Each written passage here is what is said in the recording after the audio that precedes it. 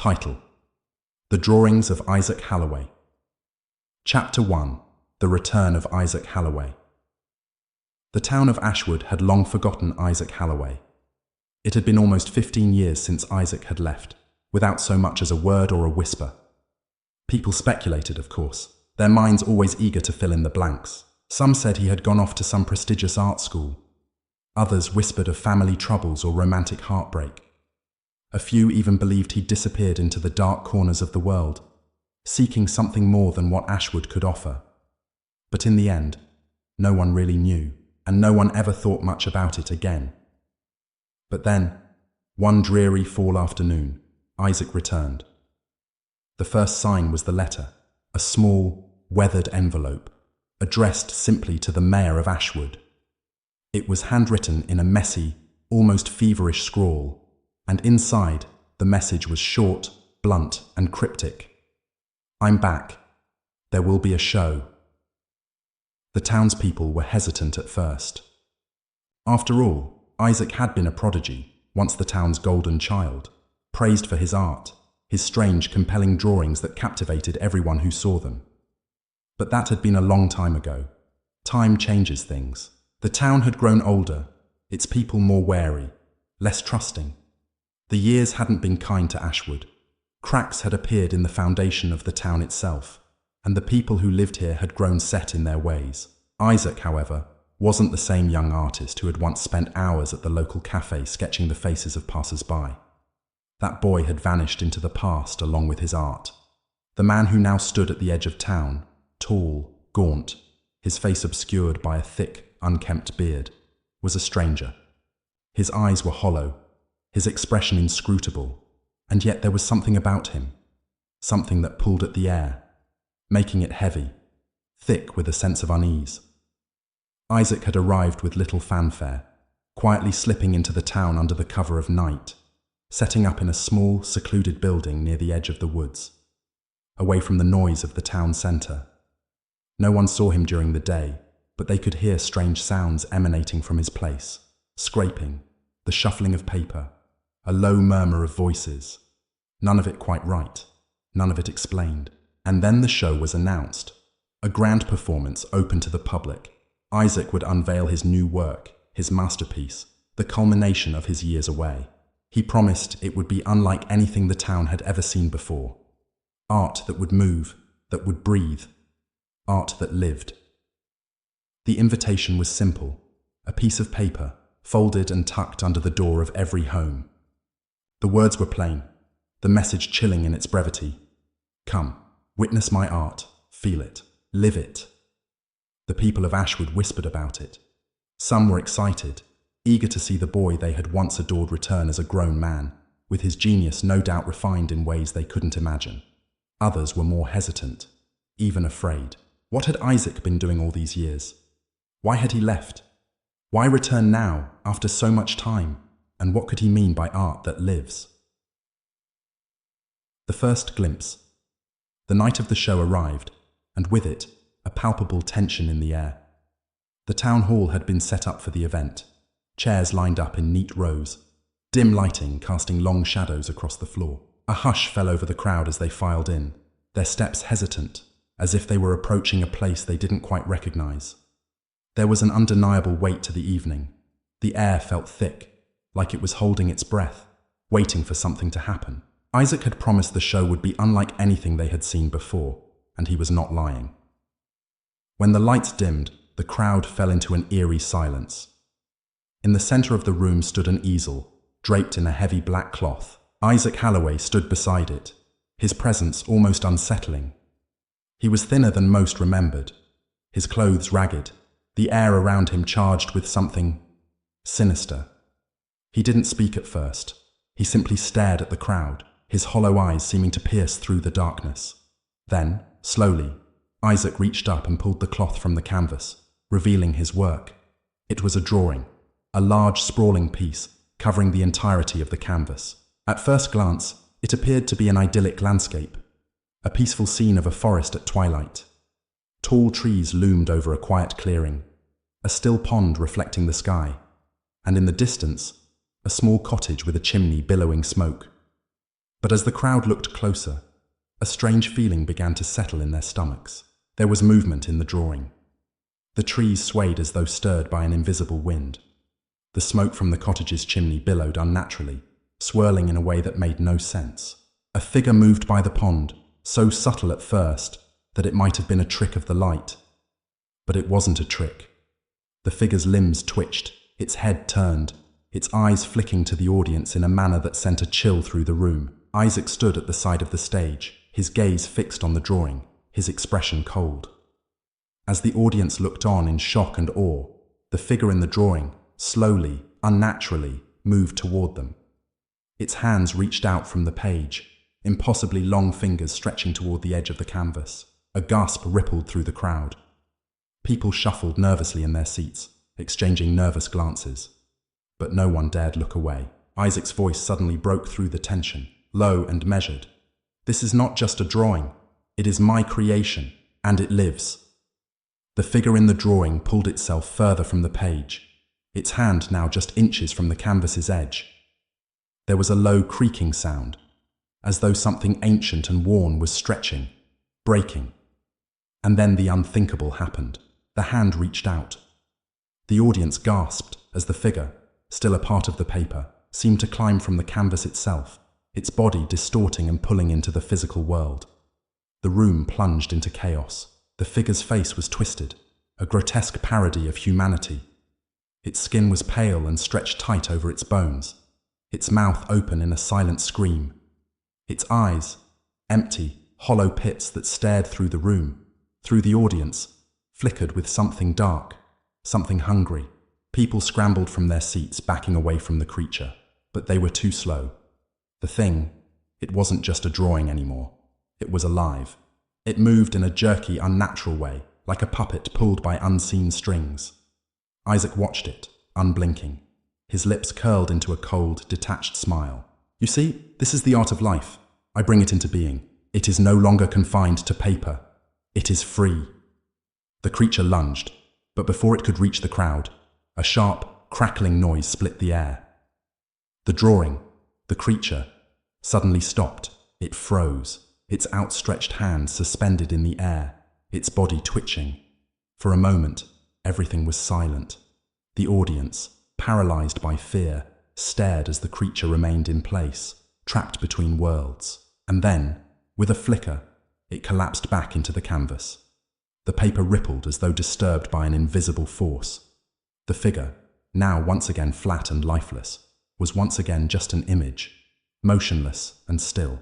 The room fell deathly silent. The audience, too stunned to move, sat frozen in their seats. Isaac's voice pierced the quiet.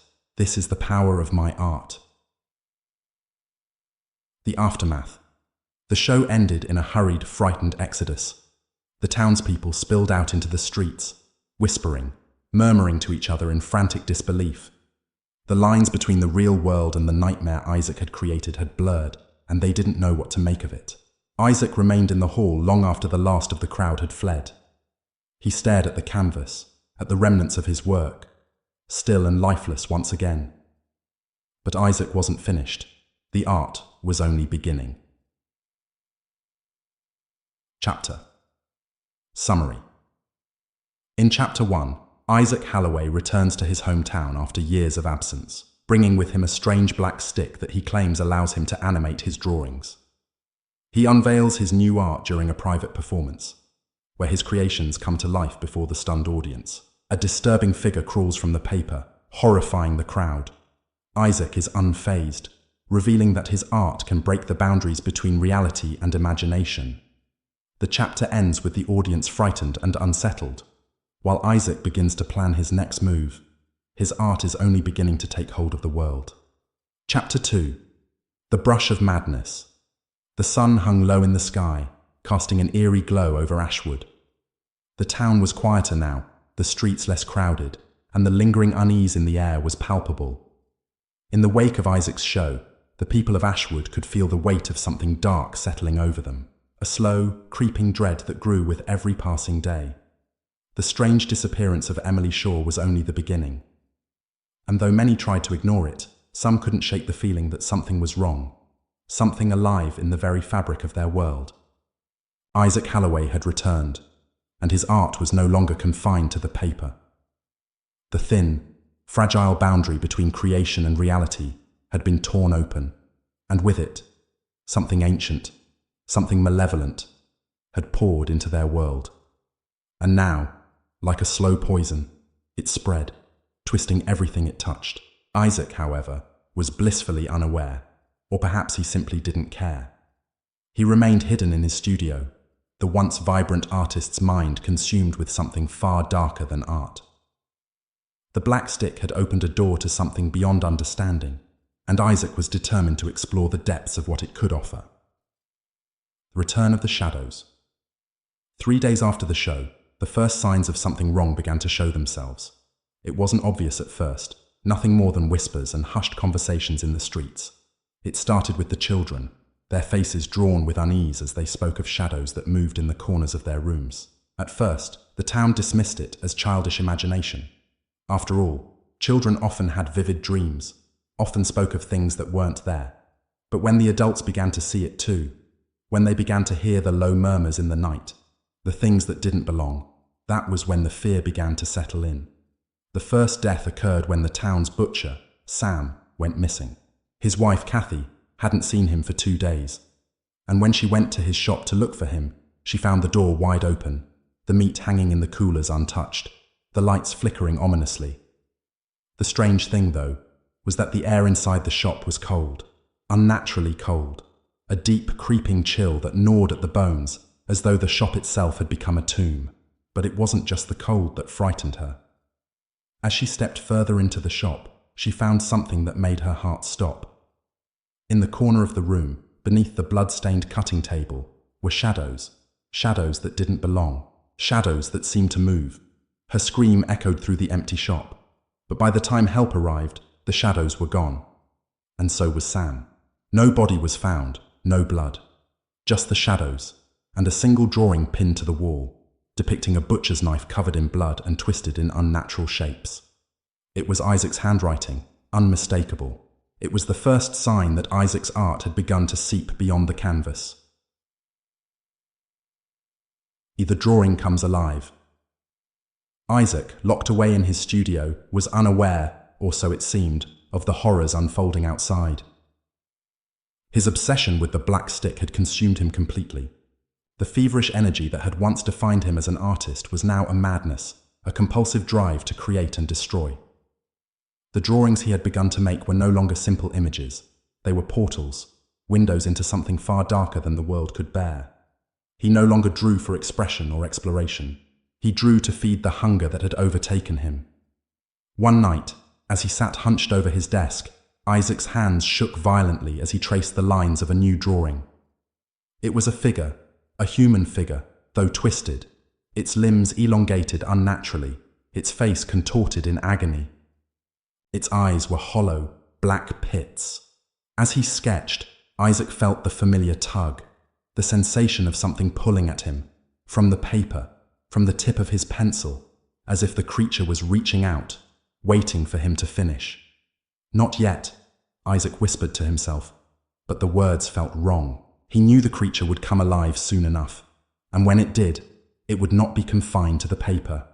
Not anymore. As Isaac completed the final stroke, something changed. The temperature in the room dropped, the air growing thick with a pressure he couldn't quite explain. A shiver ran down his spine as the figure on the page stirred. At first, it was subtle, a flicker of movement in the corner of his vision. And then, as Isaac's heart raced, the figure moved, its limbs jerking violently, its black eyes suddenly gleaming in the dim light. Isaac stumbled back, his breath coming in short, panicked gasps. The figure in the drawing was alive. It was here, and Isaac, consumed with fear and awe, watched as the figure began to step out of the page. Its limbs stretched impossibly long, fingers sharp and claw-like, reaching for the world beyond the drawing. Isaac's mind raced, but it was too late. The creature was out. It twisted and warped as it grew, its body contorting in grotesque, unnatural ways. The air around Isaac hummed with a low, guttural growl as the creature emerged fully from the page. Its black eyes locked onto Isaac, its lips curling into a horrible, silent grin. Isaac could feel it now. The hunger. The creature wasn't just alive. It was aware. It wanted something. It wanted to feed. Isaac backed away, his legs unsteady as the creature's clawed hands reached out toward him. He tried to scream, but his throat was dry. The creature was too close. It was too real. It was no longer confined to the paper. It was here, in his studio, in his world. And then, just as the creature lunged, there was a loud crack. The door slammed open, and Isaac's friend, Mark, rushed in. Mark's eyes were wide with terror as he saw the creature standing in the center of the room, its body writhing and shifting. But as Mark stepped forward, the creature froze. Its eyes flickered toward him, and Isaac saw the recognition in its gaze. It wasn't just an animal or a mindless creation. It saw them. Before Isaac could react, Mark screamed and ran, but the creature's hand shot out with impossible speed, grabbing Mark by the ankle and dragging him back toward the drawing. Mark's frantic screams echoed in Isaac's ears as he was pulled into the page. Isaac's body went numb with horror as Mark disappeared into the drawing. The creature returned to its place, pulling itself back into the canvas with a slow, deliberate movement, as if it were settling back into a hole from which it had come. Isaac stood frozen, his eyes wide, his heart racing. Mark was gone. Gone. Half right piece of the door is open. Isaac was left alone in his studio, the air still and heavy with the lingering presence of the creature. His thoughts were disjointed, his mind reeling from the events that had unfolded. The black stick lay on his desk, its dark surface gleaming under the dim light. Isaac reached for it, his fingers trembling as he ran them along its length. It was no longer just a tool. It was something more. He understood now. The black stick was not just for drawing. It was a gateway, a portal to something beyond this world, something ancient, something hungry. Isaac had opened the door, and now there was no closing it. The shadows around him seemed to pulse with life, the walls stretching and warping as though they were alive, breathing. He could hear whispers, faint and distant, like the voices of the creatures he had drawn. He could feel them waiting for him to finish what he had started. Isaac's mind was consumed with the need to create, to feed the growing hunger inside him. He had to draw again and again, until the creatures were real, until they took over the world, until he was no longer just an artist. He was a creator of life. He set the black stick to paper once more, his mind racing, his fingers moving without thought. Each stroke, each line, brought something new into being, and this time, he would draw something bigger, something more powerful, and with every creation, the town of Ashwood would fade, swallowed by the world Isaac was bringing to life. Shatsima of the eyes. As Isaac drew, he felt the darkness grow within him. He could feel it. They were there, behind him, watching him. His mind teetered on the brink of madness, his soul pulled between the world of his creations and the real world. And all the while, the eyes watched him. They weren't just in his drawings anymore. They were in his head, in his soul. Isaac could feel their gaze burning into him, and he knew that there was no going back. There was no escape from the hunger that had taken root inside him. He had opened the door, and now there was no closing it. Not for Isaac, not for anyone. Chapter Summary. In Chapter 2, Isaac Halloway's art continues to unravel the fabric of reality. After his first creation comes to life, pulling Mark into the canvas, Isaac realizes that his drawings are no longer just art. They are living entities with their own power and hunger. As he becomes consumed by the black stick's influence, he creates more creatures, each more horrifying than the last, and Ashwood begins to fall under the weight of his madness. The lines between Isaac's world and the real world are no longer just blurred, they are completely obliterated. The horrors he has brought into existence are now free, and they are coming for everyone. Isaac has opened the door, and there is no way to close it. Chapter 3. The Hollow Eyes. The sun had barely risen over Ashwood, casting long shadows over the empty streets. The once peaceful town now felt like a place teetering on the edge of madness, its people more distant than ever. Whispers and rumors were like a fog that hung heavily in the air, suffocating those who dared breathe it in. The strange disappearance of Emily Shaw had left the town shaken, but that was only the beginning. Isaac Halloway's return had unleashed something far darker, and there was no way to stop it. Mark had tried to warn people. He had gone to the police, to the town council, but no one believed him. How could they? What could they understand about art that moved, that lived? Even the townspeople who had witnessed Isaac's performance had dismissed it as a trick, something to fool the eye, a clever illusion. But Mark had seen the truth. He had witnessed Isaac's art take shape, take life, and now that life was spilling out of the canvas, spreading through the town, its influence insidious, unavoidable.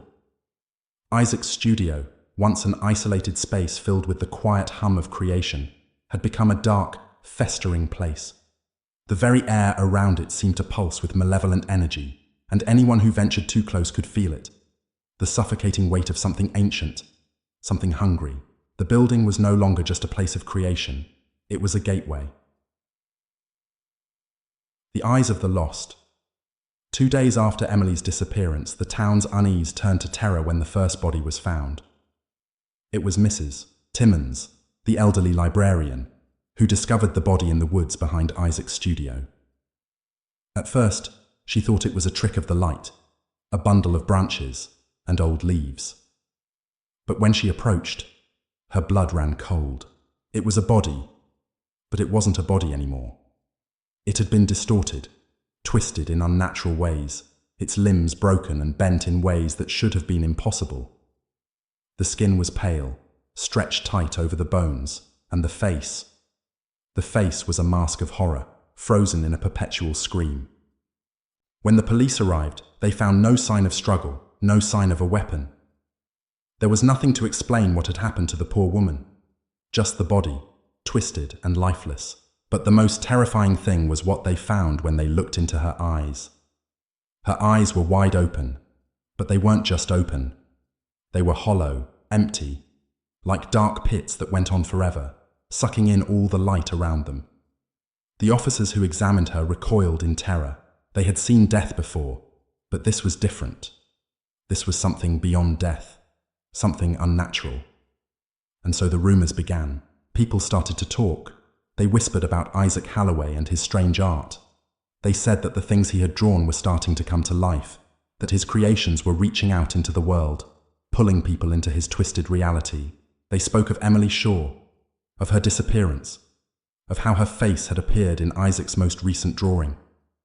And now Mrs. Timmons, her body, her soul, trapped in Isaac's nightmarish world.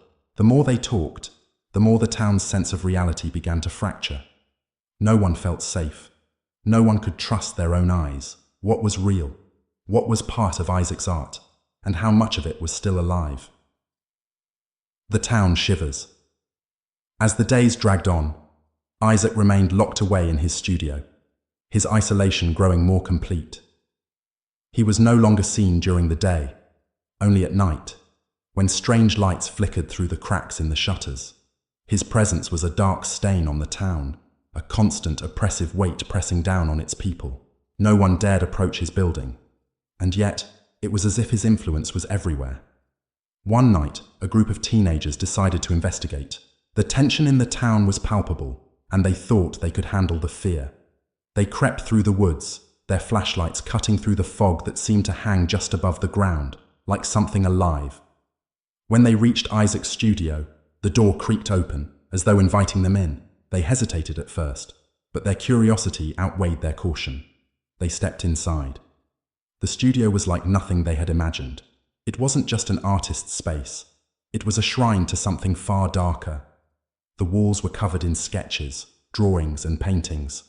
Some finished, others unfinished, but all strange. Some were too surreal to comprehend, while others looked almost alive. Eyes that seemed to follow them as they moved. Figures that seemed to twist in the shadows. One of the teenagers, a boy named Kyle, moved closer to a large canvas in the corner.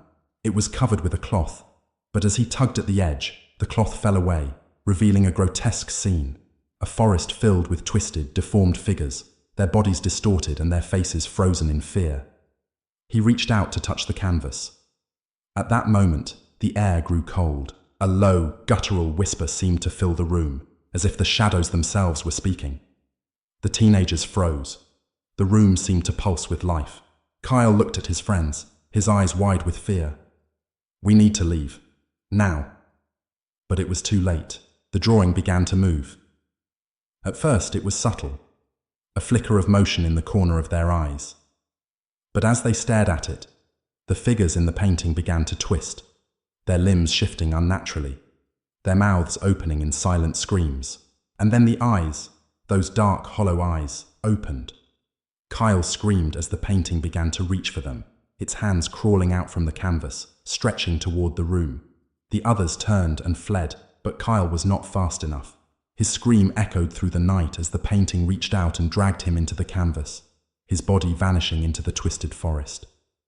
The rest of the teenagers made it out of the studio, but Kyle was never seen again.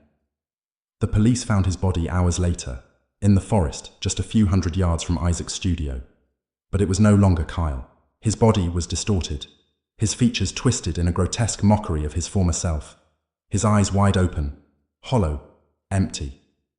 The town was gripped by fear. Isaac Halloway's creations were no longer confined to the paper. They were coming into the world, pulling people into their nightmarish existence.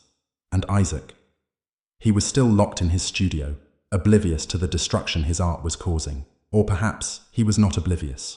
Perhaps he welcomed it. The collector Isaac had no intention of stopping. He could feel the power of the stick growing stronger with each new creation. It wasn't just art, it was something more. It was life, the ability to create, to bend reality itself, to bring things into existence with nothing but a stroke of his hand. Each new piece of art he created took on a life of its own. Each figure, each creature was more than just a drawing. They were alive, waiting for him to give them purpose. And when they came to life, they wanted something. They wanted to escape. Isaac was beginning to understand. The stick wasn't just a tool. It was a gateway, a portal that allowed him to create and to pull things from the void into the world. But with each creation, something dark and insidious began to leak through the cracks, something that wanted to consume. Isaac's eyes were no longer just windows to his soul. They were windows to something else, something that lay beyond. He had opened a door, and now it was wide open, and with every stroke of his brush, every flick of his wrist, that door widened.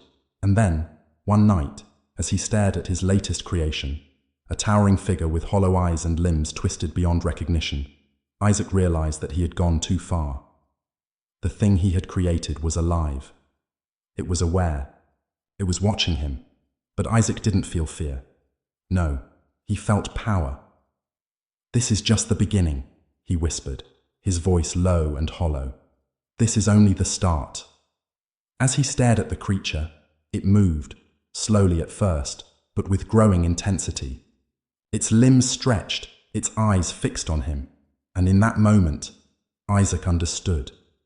It was no longer just art, it was reality, and it was hungry. Chapter Summary. In Chapter 3, Isaac Halloway's twisted creations continue to wreak havoc on Ashwood. The town is thrown into panic after the mysterious disappearance of Emily Shaw and the grotesque death of Mrs. Timmons. Isaac's art has become a dangerous living thing. Figures and creatures from his drawings now manifesting in the real world, dragging people into his twisted reality. As the town grows more fearful, Isaac remains oblivious to the destruction his art is causing. The door he has opened is widening, and the dark force behind his creations is becoming more powerful, more aware. Isaac's obsession with his art is spiraling out of control, and the boundaries between his creations and the real world are disintegrating. Chapter 4. The Collector's Hand. The sun set behind the looming trees that bordered Ashwood, casting long, grotesque shadows over the quiet town. The streets, once filled with the hum of daily life, now lay eerily still, as if the very pulse of the place had been dampened. Isaac Halloway's art had brought something far darker into their world, and there was no going back. In the days following the disappearance of Mark and the grotesque death of Mrs. Timmons, the townspeople grew restless. Fear had begun to take root in their hearts, spreading like a plague, though no one dared speak the truth. There was no name for it yet, no explanation, but they all felt the cold presence creeping ever closer. And Isaac, he had locked himself away in his studio, deeper into his obsession. His drawings were no longer creations of beauty or passion. They were portals. They were invitations to something other, something twisted and malevolent, something that had always waited for the door to be opened. And now, Isaac was that door. Every stroke of the pen, every flick of the brush, drew him deeper into the abyss. His art was his curse, and every creation he birthed was a step closer to his own destruction.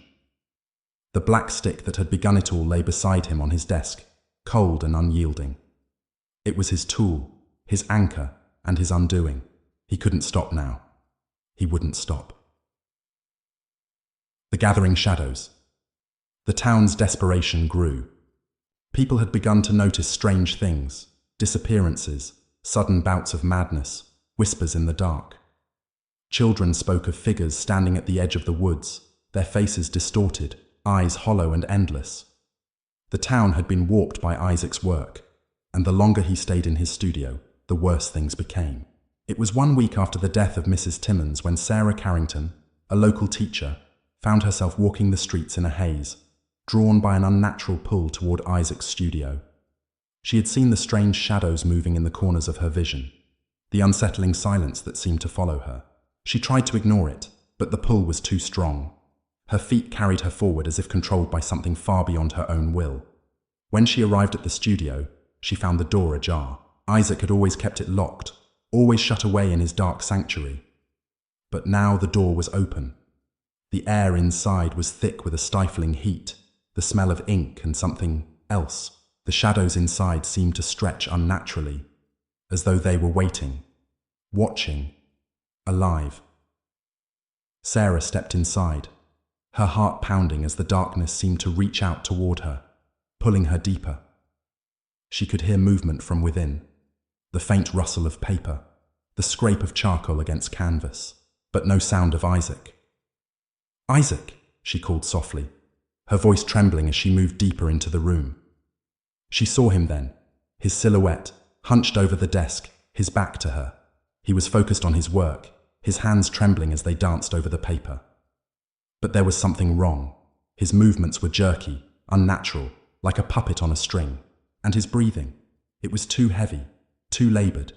It was as though he was fighting something, struggling against an invisible force. "Isaac, what are you doing?" Sarah's voice faltered, her instincts screaming at her to leave. Isaac didn't respond. His hands continued to move, more erratic now, his eyes wide and unblinking, staring straight ahead. There was something horrible in his expression, something that seemed to be pulling at him, consuming him. As Sarah stepped closer, she saw the canvas he was working on. It was a figure. At first it seemed to be human, but the more she looked at it, the less it resembled anything real. The limbs were too long, too thin, the face distorted beyond recognition. The eyes, those eyes, were black pits, empty and soulless. The creature was a twisted parody of life, a mockery of the human form. And then she saw the movement. The creature on the canvas shifted. At first it was subtle, a twitch of the fingers, a flicker of motion. But then it jerked violently, its limbs stretching beyond the boundaries of the paper. The shadows around it seemed to tear as the creature's body contorted, its face opening into a wide, gaping mouth, black and endless. "No," Sarah whispered in horror, backing away. Isaac's head snapped around. His eyes, once full of life, were now hollow, empty. He smiled, but it wasn't a smile of joy or satisfaction. It was a smile of something far darker, something insatiable. "It's alive, Sarah," Isaac whispered, his voice a low growl. "My art, it's alive, and it wants more." Before she could react, the creature on the canvas lunged, its body stretched beyond the confines of the paper, its long, twisted arms reaching out toward her. She screamed, but the sound was choked, swallowed by the darkness that seemed to grow heavier around her. The shadows filled her vision, the creature's form collapsing into her mind, pulling her into its depths. Price of creation. Isaac stood frozen, watching as Sarah was consumed by the drawing. Her body was dragged into the canvas, her scream becoming a distorted echo as the creature enveloped her. The darkness around Isaac seemed to pulse with an unholy rhythm, the shadows tightening their grip on the room. Isaac could feel it now, the power of the black stick coursing through him. It was intoxicating. He had given life to something beyond comprehension, something that had fed on Sarah, on her essence. Her body would be lost, but her soul would become part of the creature, and it would never leave. Not while he had the power to keep it alive. Isaac's heart raced as he looked down at the stick in his hand. His trembling fingers caressed its surface. It was more than just a tool. It was a vessel, a doorway.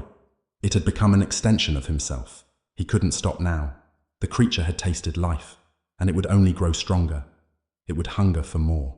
And Isaac, the creator, would feed it. More, Isaac murmured, almost delirious with excitement. I need to draw more.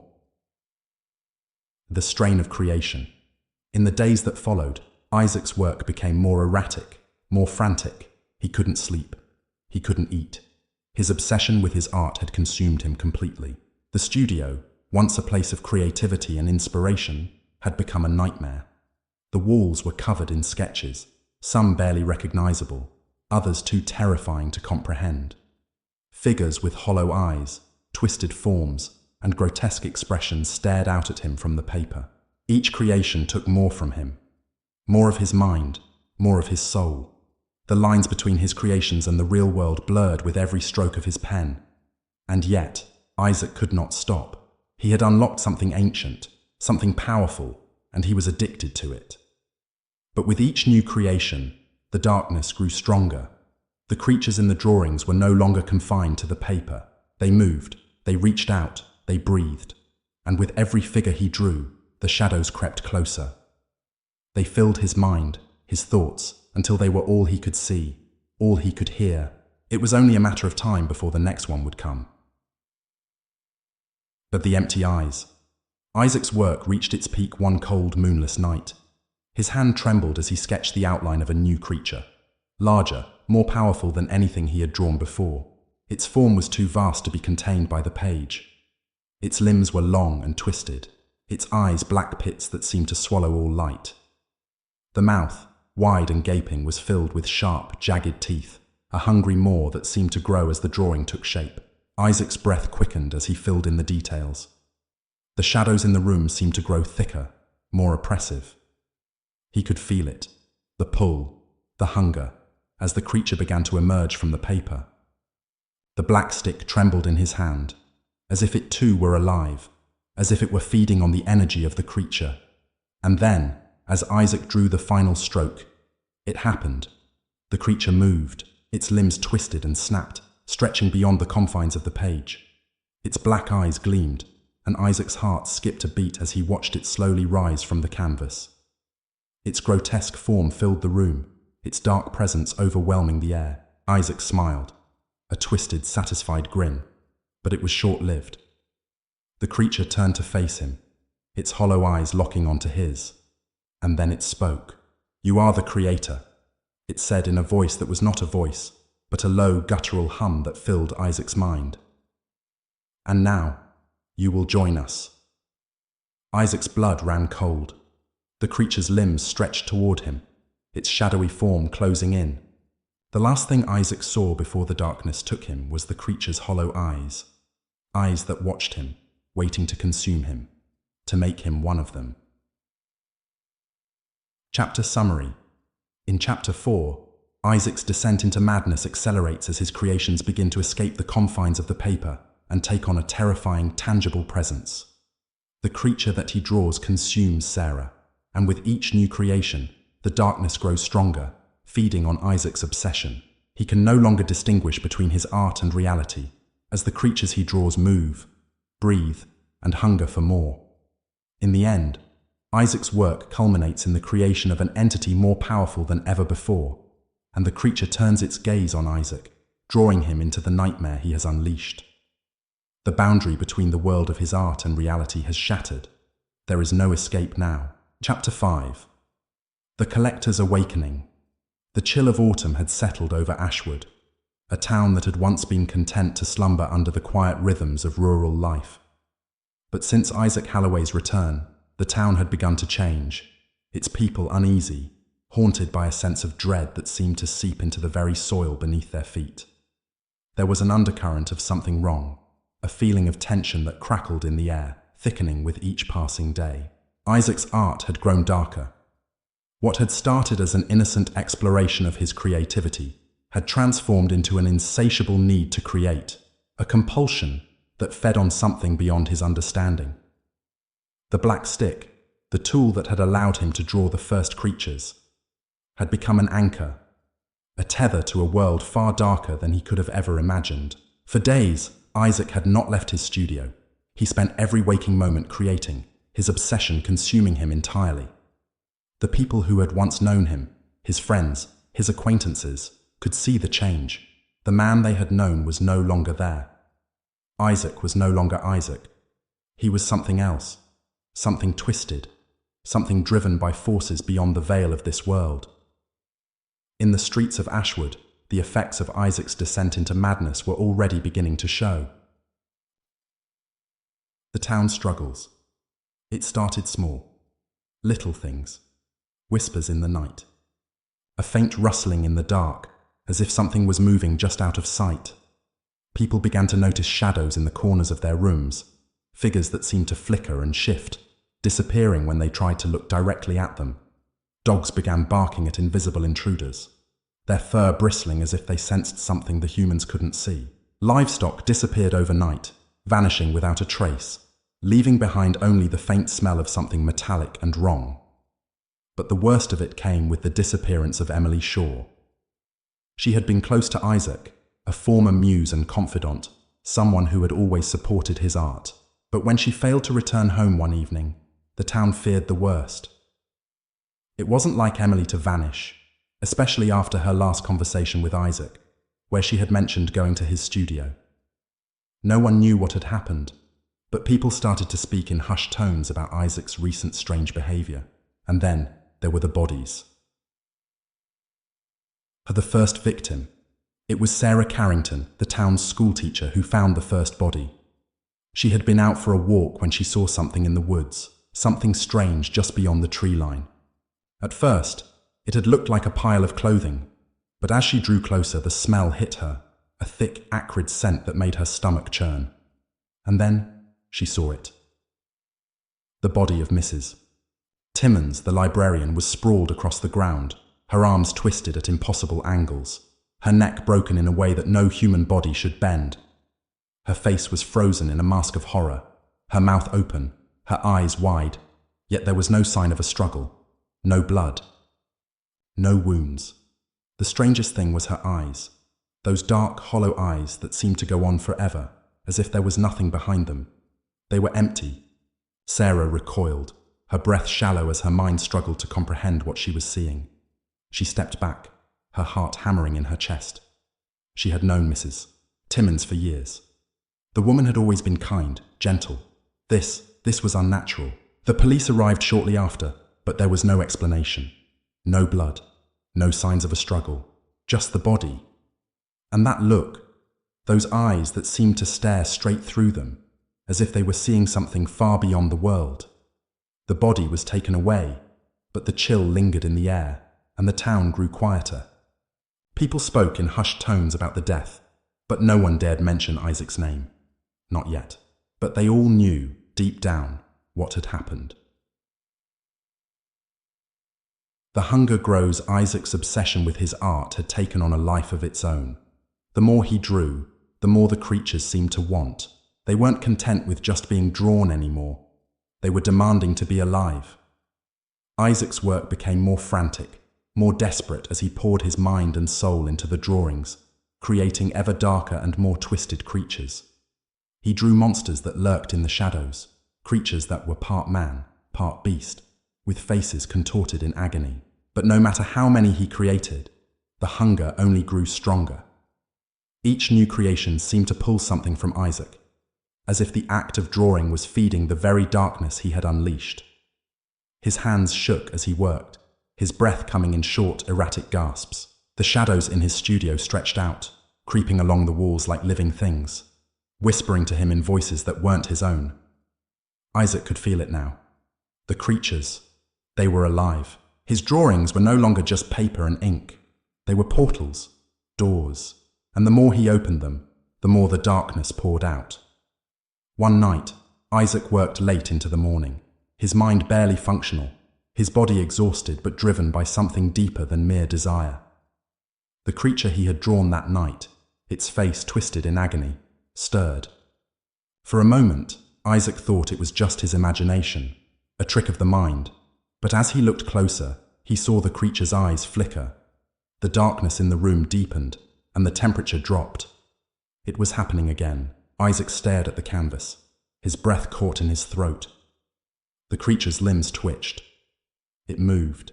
With a soft sound like ripping paper, the creature pulled itself from the canvas, its form folding and contorting as it stepped into the room.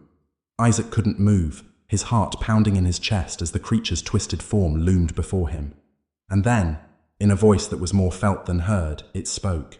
"You have drawn us into your world, and now we will feed." Isaac tried to scream, but his voice was caught in his throat. The creature's eyes locked onto him, its twisted body swaying with an unnatural rhythm. The darkness in the room deepened, crawling into his mind, filling it with a maddening hunger.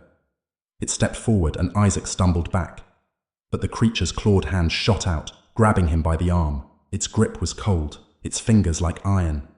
"You will be part of us now," it hissed, its voice a rasping whisper that seemed to echo in his skull. Isaac felt his body go cold, the creature's grip tightening as he struggled to breathe.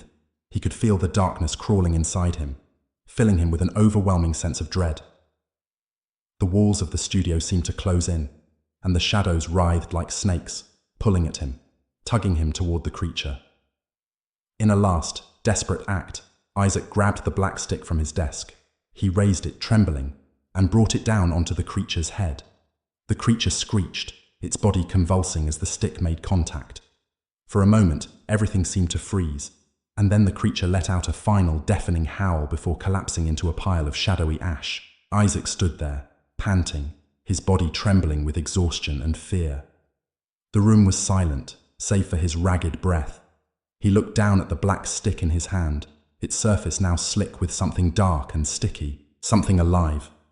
He had done it again. He had opened the door, and now the darkness was inside him. The creatures would not stop. They could not be stopped. The eyes in the walls. That night, Isaac was restless. The room felt smaller, suffocating. The shadows seemed to close in, pressing against him from all sides. He could hear the whispers, low and insistent, speaking words he couldn't understand. They filled his mind, drowning out his thoughts, until all he could hear were the voices. Isaac tried to sleep, but the nightmares came quickly. Figures, twisted and contorted, reached for him, their faces gaunt and hollow-eyed. They were the creatures from his drawings, but they were no longer confined to the paper. They were the paper, the ink, the brush. They had become part of him. The nightmares bled into the waking world. Isaac would often find himself staring at the walls of his studio, convinced that the creatures were still there, watching him from the shadows. He saw their eyes, dark, endless pits that stared at him from the corners of the room, from the edges of the paper. He could feel them, their gaze following him, waiting for him to create again. One evening, as Isaac worked late into the night, a strange sound echoed in the room, a soft, scratching noise, like claws against wood. He turned, his eyes darting to the walls, his breath quickening. There, in the corner of the room, something moved, something dark. Isaac stumbled back, his eyes widening in terror. The shadows had shifted. They had taken on form, coalescing into something real. The walls seemed to bend, distorting, the shadows growing longer, stretching out toward him. The eyes, they were watching him, and they were not just in his mind. They were in the room, and they wanted more. Of the collector's final gift. The next morning, Isaac was found in his studio, sitting motionless in front of his desk, the black stick lying beside him. His body was pale, his eyes wide open, staring blankly ahead. His hands were trembling, But it was not from fear.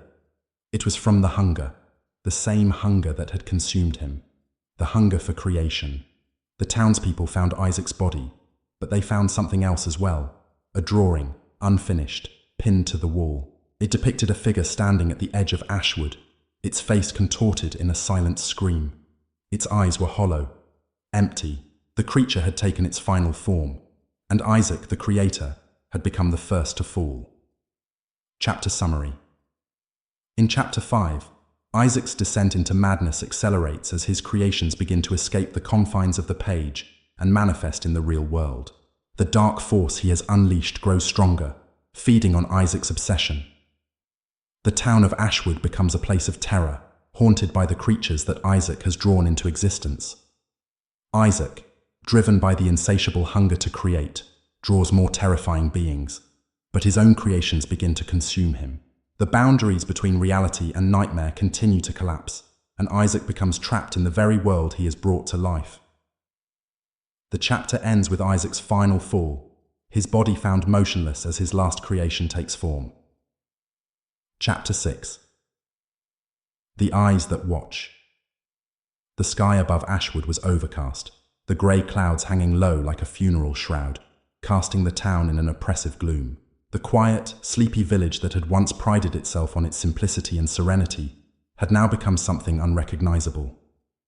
Ashwood was a town teetering on the brink of madness, suffocating under the weight of its own fear.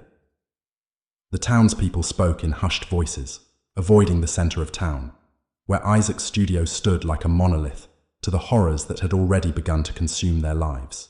There were whispers of disappearances, of people vanishing into the night without a trace. The shadows themselves seemed to stretch longer, darker, as if reaching out to swallow those who dared venture too close to Isaac's cursed creations. But no one spoke openly of Isaac anymore. His name had become a curse, an unspoken terror. He was no longer just an artist. He was a collector, a creator of things that should never have been brought into the world. His art had given life to nightmares, and now those nightmares were growing, spreading, feeding. And Isaac was no longer the man they remembered, the man who had once sketched in the local cafe, who had created beautiful, surreal pieces that made people feel alive. No. The Isaac who had once dreamed of art was gone, replaced by a hollow shell, driven only by the relentless need to create. But now his creations were no longer his to control. They were free, and they were hungry. One front of the thing in the dark. Inside the studio, Isaac was alone. His hands trembled as they moved across the paper. The black stick, his only tool, his only connection to this world, clutched tightly in his grip. His mind raced, fevered. His thoughts a jumbled mess of whispers and shadowed images. He hadn't slept in days. His body was weak, his eyes bloodshot, but he didn't care. The hunger gnawed at him, the need to create, to bring forth more creatures from the depths of his mind. He couldn't stop. He wouldn't stop. The walls of the studio were covered in his drawings, sketches that stretched back to the beginning of his obsession. Creatures of all shapes and sizes, some vaguely human, others completely alien. But none of them were enough. None of them were what he truly desired. His latest drawing, however, was different. It was bigger than anything he had ever attempted before.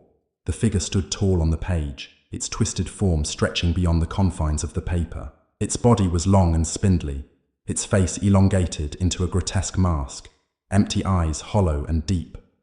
Its hands were enormous, with fingers too long and too thin, like sharp claws that seemed to reach out from the page. Isaac's heart raced as he finished the final stroke. He could feel it. It was coming. The figure would move. It would come to life. And then, as if on cue, it shifted. Isaac's breath caught in his throat. The figure on the page twitched, its limbs jerking unnaturally, as though struggling to free itself from the paper. The shadows in the room stretched, as if responding to the creature's movement. And then, with a horrific screech, the figure pulled itself from the canvas, its claws scraping against the paper as it emerged. Isaac stumbled back, his heart pounding in his chest. The creature was no longer a drawing. It was real. The creature turned toward him, its hollow eyes locking onto Isaac's. Isaac tried to move, to flee, but his body was frozen, unable to break free from the creature's gaze. And then, it spoke. "You brought me here," it hissed, its voice a guttural growl that seemed to echo through Isaac's skull. "Now you will serve us." Isaac's pulse quickened as he watched the creature slowly rise from the floor, its body folding and shifting in unnatural ways. The room grew colder. The air became thick with a presence that wasn't human. The shadows seemed to swell, filling the room, as though they were alive, feeding on the creature's dark energy. Isaac's mind spun. The creature wasn't just alive. It was aware. It understood what it was, and Isaac had given it life. He had opened the door, and now it was free. At the town's descent, outside, the town had begun to feel the effects of Isaac's creations. The whispers had grown louder, more insistent, as people began to speak of the creatures they had seen lurking in the dark. It was a slow, creeping terror at first, an unsettling feeling, a brush with the supernatural. But soon, it was clear that this was no ordinary fear. The creatures that Isaac had created were real, and they were walking among them. The disappearances began to escalate. Children were the first to vanish, their small bodies never found, just empty rooms, their toys left behind. Then came the adults, the town's baker, the blacksmith, and several others. No one knew where they had gone, but there were always signs, scratches on the ground, claw marks along the walls, as though something had dragged them away. The sheriff, along with a few brave men from the town, ventured into the woods in search of answers. They never returned. One night, as the town grew quieter and quieter, a strange fog rolled in, thick and suffocating. The air was heavy with it, and the streets grew dark far earlier than usual. People huddled in their homes, afraid to venture outside, but the sound of footsteps, slow, deliberate, could still be heard in the distance. Figures moved through the fog, too tall, too thin. Their eyes glowed with a faint, unnatural light, and as the creatures grew stronger, so too did Isaac's madness. Isaac's madness. Isaac's studio had become a place of constant activity.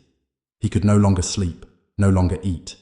His hands were always moving, always drawing, always creating. He could feel the pull of the creatures, his creations, calling to him. Their hunger had grown, their power increasing with each drawing, each creature that came to life. But the more he drew, the more the world around him began to warp. The lines between reality and his art began to blur, and Isaac no longer knew what was real and what was part of his creations. He would wake up in his studio, hours lost, not knowing how much time had passed. His mind was fractured, his grip on sanity slipping as he drowned in his obsession. One evening, he found himself standing in front of a new canvas, his hand trembling as he began to sketch. But this time, the drawing felt different. As he traced the lines, he could feel the presence of something far darker, something far more ancient. It was like the drawing itself was pulling at him, pulling him into its world. He drew a figure, tall, shadowed, its eyes empty black pits. The figure's limbs were long, its face elongated, a wide grin stretching from ear to ear, teeth sharp and jagged. As Isaac finished the final stroke, he heard the familiar sound, the scraping of claws against the paper. He stepped back, his eyes wide in terror. This time, he could feel the thing in the drawing before it even moved. It was something else, something older, something that had been waiting. Isaac could feel its hunger, its need. The thing on the canvas began to stir, its body twitching, jerking. As it pulled itself from the page, Isaac stumbled backward, his heart racing. The creature stood before him, towering, its black eyes fixed on him with a hunger he had never known. And then, it smiled, its mouth opening wider than should have been possible, a maw of blackness that seemed to swallow the very light around it. "You have opened the door," the creature whispered in a voice that echoed in Isaac's mind, a voice that was both inside and outside of him. "And now you will join us." Isaac fell to his knees, his body shaking with fear. This creature was different. It wasn't just another drawing. It was the thing that had been calling to him, the thing that had been waiting for him to open the door. And now that it was free, it was hungry. Hungry for him. The final stroke. Isaac knew, deep down, that there was no way out. He had opened the door, and now there was no closing it. He had created these creatures, and they were alive. They were feeding on the world, on the people of Ashwood, and they were growing stronger with every stroke of his hand. The shadows in his studio began to shift, the walls stretching and warping as though they were alive. The creature that stood before him loomed larger, its grin widening with every passing second. Isaac could feel it closing in on him, the darkness wrapping around him like a vice. He reached for the black stick, the tool that had brought him to this point. But as his fingers closed around it, the creature reached out, its long claws brushing against his skin. And in that moment, Isaac understood. He had been the collector. He had brought these things into the world, and now they were taking him. He could feel the darkness pulling at him, dragging him into the very world he had created. His body began to twist, to distort, as though he were being drawn into the paper itself.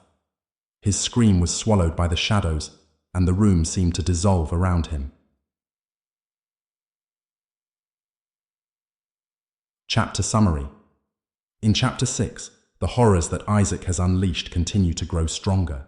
The creatures he has brought to life are no longer just confined to the paper. They are walking among the people of Ashwood, dragging them into a nightmare that Isaac has created. The town descends into chaos as people disappear and creatures move in the fog. Isaac, driven mad by his obsession, continues to draw, feeding the growing darkness. But as his creations become more powerful, Isaac realizes that he has become part of his own nightmare. The creatures are no longer his to control, and now they are coming for him, pulling him into the world he has drawn. There is no escape. The door cannot be closed. Certainly. Below is Chapter 7 of the drawings of Isaac Halloway, developed with an eerie, unsettling tone, further expanding the dark narrative. This chapter will delve deeper into the psychological horror, increasing tension, and the growing consequences of Isaac's creations as they spread their influence over Ashwood.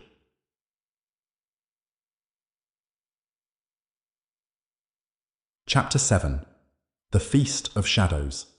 The town of Ashwood was on the edge of ruin. The streets, once lively and filled with the sounds of children playing and vendors calling out their wares, had become quiet, almost lifeless. The whispers had become louder, more insistent, but no one dared speak Isaac's name aloud anymore. The terror that had begun with his return had infected everything. The atmosphere was thick with dread, as if the town itself was holding its breath, waiting for something terrible to happen. The once beautiful landscape, dotted with open fields and flowing rivers, now seemed dark and foreboding. The trees in the forest near Isaac's studio were blackened, twisted, and gnarled. Their limbs seemed to reach toward the sky like twisted fingers, as though they too were reaching for the world that Isaac had opened with his cursed drawings. The shadows in the town grew longer each day, stretching out farther, reaching for every corner of Ashwood. No one could escape the presence of the creatures Isaac had unleashed, not even in the safety of their own homes. Figures appeared in the dark corners of rooms, in the reflection of windows, and on the edge of their sight. At first, the people dismissed it as fear, as overactive imaginations, but soon it became clear the creatures were there, watching, waiting. Isaac's studio had become a place of twisted creation, a dark temple to the horrors he had birthed. He no longer spent his days sketching on paper. Instead, he sat in the dim light, staring at the walls covered in his drawings, his monuments to the creatures that had taken over his mind. The black stick lay beside him, a dark, silent presence that seemed to hum with power. Isaac knew that the more he used it, the more his art came to life. But the life it brought was not life at all. It was something darker, something that fed on fear, that grew stronger with every soul it consumed. The hunger grows. Isaac had drawn them all, the twisted creatures with their hollow eyes and distorted faces, the dark figures with limbs too long, and mouths that seemed to stretch impossibly wide. They were all alive, all waiting for him to call them forth from the paper. And with each new drawing, the darkness grew, feeding off the terror that it spread. But it was no longer just his creations that haunted Isaac. The town itself had begun to change. The shadows crept into the streets, into the very air they breathed. People spoke of feeling the weight of the darkness, of being watched, even when no one was there. But the most terrifying thing was what they saw in their dreams. The creatures had come for them. They crept into their minds, their thoughts, twisting their dreams into twisted nightmares. They saw the faces of the missing, distorted and horrified, their eyes wide and empty. They saw the creatures that Isaac had drawn, their limbs stretching impossibly long, reaching for them from the dark corners of their dreams. It was not just the people of Ashwood who suffered. Isaac too had become a prisoner of his own creations. His mind was slipping further into madness, his obsession consuming him. The more he drew, the more he felt the pull of the darkness, the pull of the creatures that now existed outside of his sketches. They were no longer confined to the pages. They were real, and they wanted more. The Harvest of Souls. One evening, as Isaac sat hunched over his desk, his hand shaking as he sketched the outline of a new creature, he felt a strange sensation wash over him. The room grew cold, unnaturally cold, and the shadows in the corners of the room seemed to grow longer. He could feel them, watching him, waiting for him to finish the drawing. The creature he was sketching had no face, just a dark, empty void where its eyes should have been. It stood tall and thin, its limbs long and angular, its body a twisted mockery of a human form. But as Isaac finished the drawing, something strange happened. The creature on the paper didn't just shift or twitch like the others had. This time, it seemed to pull itself toward him. Isaac could feel the weight of the darkness, as though the creature was reaching out from the page, its fingers stretching toward him. Isaac stumbled back, his heart pounding in his chest. The room seemed to spin, and the walls seemed to breathe with the same darkness that had consumed his mind. The creature on the page moved again, and this time it was not a twitch. It was a full, jerking motion, as though it were alive. Isaac's breath caught in his throat. The thing on the paper was no longer confined to the canvas. It was coming for him. The room grew darker. The shadows began to warp, twisting and stretching in ways that defied reality. Isaac could hear the faint sound of scratching, claws against the wood, dragging across the floor. It was the sound of something coming alive, something reaching out, something hungry. And then, the creature stepped out of the page. Its limbs stretched impossibly long, its face an empty void, but its eyes, if they could even be called eyes, seemed to gleam with a malice that Isaac could feel deep in his bones. The room was suffocating now, the air thick with the stench of decay and death. The creature reached toward Isaac, its long fingers curling, its clawed hands grasping for him. Isaac tried to scream, but no sound came. His throat felt tight, constricted, as though the air itself was choking him. The creature moved closer, its presence filling the room. It was pulling him in, drawing him toward it. He could feel the power of it, the hunger that radiated from its empty gaze. "You created us," the creature hissed in a voice that sounded like 1,000 whispers all at once. "And now, you will feed us." Isaac's heart raced as the creature's fingers brushed against his skin. He could feel its cold, clammy touch, as though it were draining the warmth from his body, from his very soul. The town's collapse. In Ashwood, the people were beginning to notice the change. The sky was darkening earlier each day, and the fog had become a permanent fixture, creeping into every corner of the town. The townspeople had begun to disappear. It started with small things, pets going missing, then children, then adults. The town was slowly being emptied, and no one knew why, but the whispers were growing louder. People spoke of things they had seen in the corners of their eyes, things that shouldn't exist. The creatures Isaac had drawn had left the confines of the paper, and they were coming for the people of Ashwood. It wasn't long before the first group of survivors tried to flee the town. They packed their belongings and tried to escape, but the fog was too thick, too dense. They couldn't see the road in front of them. They couldn't see the creatures that lurked just beyond the veil. One by one, they were picked off. The town was becoming a ghost town. The few who remained huddled together, terrified of what was happening. They couldn't explain it. They couldn't fight it. The shadows were everywhere, crawling over the walls, reaching for them with hands that shouldn't be able to touch them. And Isaac, he had become something worse. The creature that had emerged from his drawing had consumed him. His mind was no longer his own. His body was no longer his own. He had become a vessel for the darkness he had unleashed, and it was using him to collect. The last of the townspeople, those who had resisted the pull of the shadows, gathered at the town hall, trying to formulate a plan, but it was too late. The doors slammed shut. The walls began to shake, as though the very foundation of the town were being torn apart. Outside, the sky darkened, and the ground trembled beneath their feet. It was happening. The end was here. And at the heart of it all stood Isaac, his form barely recognizable, a twisted mockery of the man he had once been. His eyes were hollow now, like the creatures he had drawn, empty voids that seemed to swallow the light around him. "It's too late," Isaac whispered, his voice a raspy, hollow sound. "The door is open, and now, we all belong to them."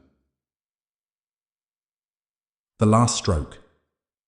As the last of the townspeople were swallowed by the darkness, Isaac stood in the center of the studio, staring at the drawings that had brought them all to this point. The creatures were no longer confined to the paper. They were here. They were everywhere. Isaac lifted the black stick once more, his hands trembling. He had drawn the town into this nightmare. He had opened the door. And now, there was no escape. With one final desperate stroke, Isaac finished the last drawing. This one was different. This one was not a creature. This one was the town, Ashwood, twisted and distorted, a reflection of the nightmare that had become their reality. The streets were empty, the houses dark, but the creatures were everywhere, lurking in the corners, watching. As Isaac completed the final stroke, the air grew thick with a presence that was more than just the creatures. It was the darkness itself, pouring out from the page, from the walls, from the very heart of Isaac's madness. And then, as if in response, the world outside began to crack. The very fabric of reality seemed to warp, as though the town itself were being sucked into the nightmare Isaac had created. The creatures poured out of the page and into the streets, their grotesque forms lurching forward, their hollow eyes gleaming with hunger. And Isaac had become one of them. Chapter Summary. In Chapter 7, Isaac's creations continue to wreak havoc on Ashwood as the town collapses under the weight of the horrors he has unleashed. The creatures that Isaac had drawn come to life, consuming the town and its people. Isaac's obsession deepens as he draws more creatures, feeding the darkness that grows stronger with each creation. The town of Ashwood becomes a ghost town, haunted by the twisted figures Isaac has brought into the world. In the end, Isaac is consumed by his own creations, his body and soul twisted by the dark forces he has unleashed.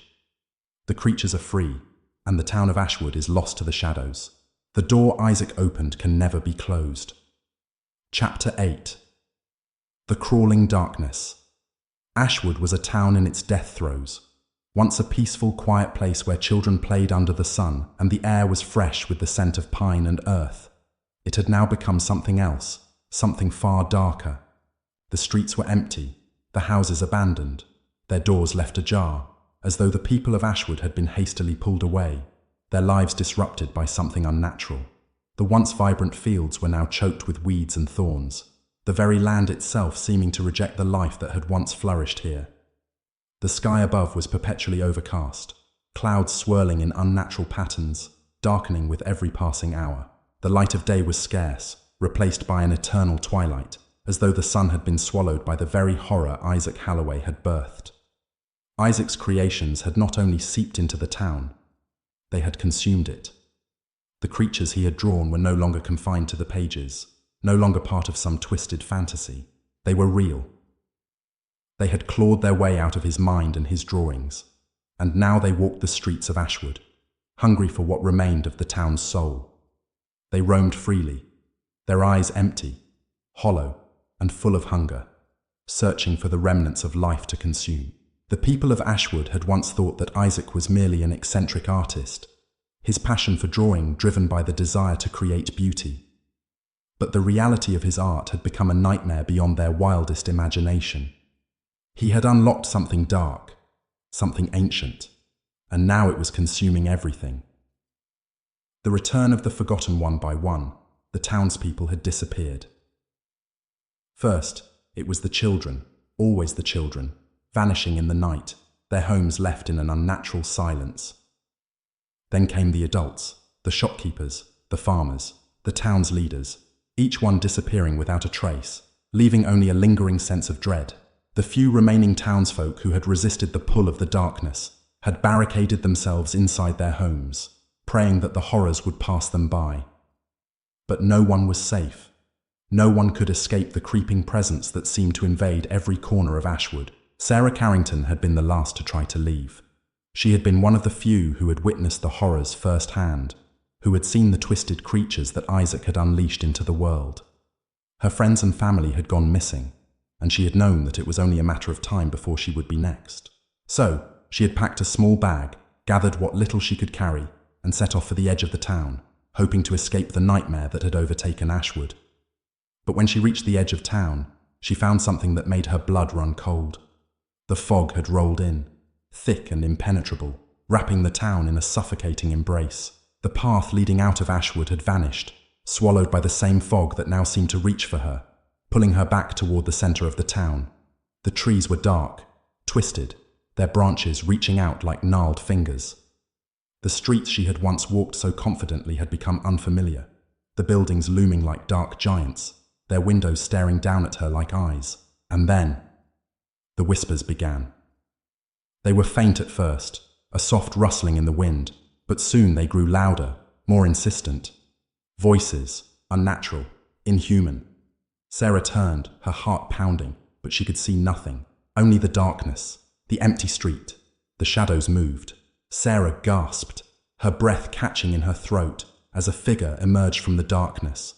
A man, tall and thin, his face twisted into an unnatural grin. His eyes, hollow and empty, stared at her with a gaze that seemed to pierce through her very soul.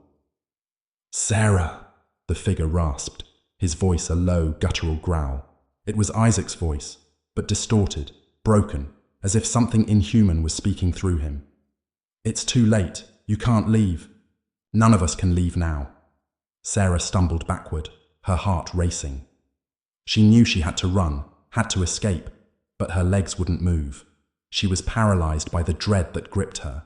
"You see, Sarah," the creature continued, his grin stretching impossibly wide. "You opened the door. We are all part of it now. The darkness is everywhere, and it will never let you go."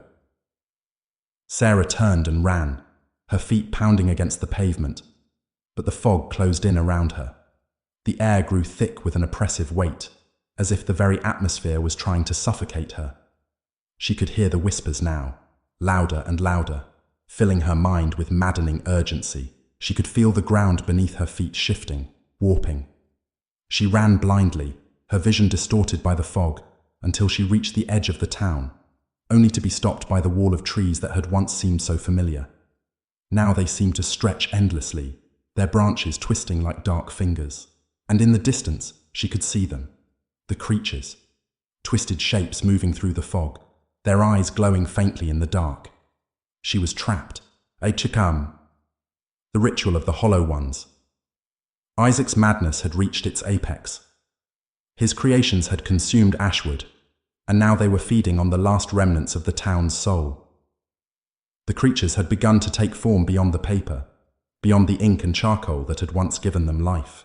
They were no longer just drawings. They were real, and they were hungry. Isaac, too, had been changed. His body had become a vessel for the darkness. His once human features were now twisted and gaunt, his skin pale and stretched tight over his bones. His eyes were black pits, empty and hollow, just like the creatures he had drawn. He no longer saw the world around him. He saw only the darkness. He was no longer an artist. He was a collector, a servant of the creatures he had birthed. In the center of the town, Isaac stood before a massive canvas, his hands trembling as he added the final touches to his latest creation. The creature he had drawn was unlike any other, an ancient, colossal being, its body towering above the town, its limbs long and thin, its eyes hollow pits of darkness that seemed to look into the very soul of the world. This was the final stroke, the ritual that would open the door fully, allowing the creatures to escape the confines of his art and take the town, the land, the world for their own. Isaac had drawn the doorway, and now it would be opened. As he completed the last stroke, the ground trembled beneath him. The air grew thick, oppressive, and the shadows in the corners of the room twisted and writhed like living things. Isaac could hear the whispers again, faint, insistent. The creatures were coming. The door was open. But as the last creature emerged from the canvas, Isaac felt something shift within him. The hunger that had consumed him for so long began to grow too strong, too overwhelming. The creatures no longer needed him. They had become too powerful to be controlled. The door was open, and now it would consume him as well. Isaac tried to scream, but no sound came from his lips. The creatures around him gathered, their black eyes gleaming with hunger, their mouths opening in eerie, silent screams. For the final embrace, the town of Ashwood had already become a shell of its former self. The few survivors who had managed to hide were now trapped, surrounded by creatures they couldn't fight. The town had fallen under the weight of Isaac's madness. The door he had opened had swallowed it whole, and now there was no escape. Isaac, once the creator, was now the consumed. He had fed the darkness, and it had come for him, just as it had come for the town. The creatures gathered around him, their hands reaching for him, pulling him into the void they had created. He felt his body being twisted, reshaped, as the darkness enveloped him completely. And then, as his body was consumed, as his soul was devoured by the very darkness he had unleashed, Isaac's final thought was one of regret, a fleeting realization that he had gone too far, that he had opened a door that could never be closed. But it was too late. There was no turning back. Isaac had become one with the creatures, his body part of the very darkness that had claimed Ashwood, and as the last remnants of his humanity were swallowed whole, the town of Ashwood was no more. Simskama, Buffalo chapter summary.